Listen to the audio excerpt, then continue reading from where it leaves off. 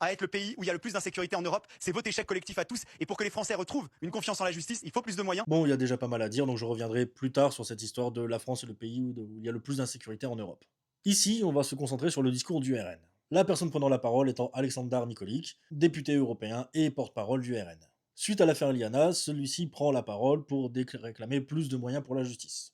Cependant, une autre intervenante, Gabrielle Siri-Ouari, conseillère du PS, lui fait quelques petits rappels.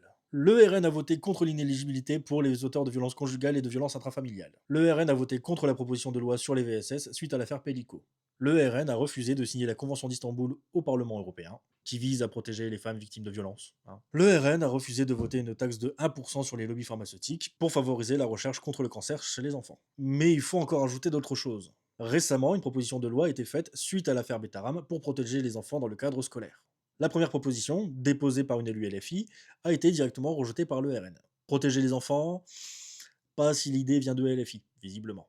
La deuxième proposition, qui a été votée là ce 1er juin, qui a été déposée par une élue ensemble, et qui reprend le même corps de texte, a fini par être acceptée. Mais le RN a accepté d'y être favorable que sous condition. Que les articles concernant une surveillance accrue des établissements privés soient abrogés ou modifiés. Protéger les enfants, pas si ça peut nuire aux écoles catho.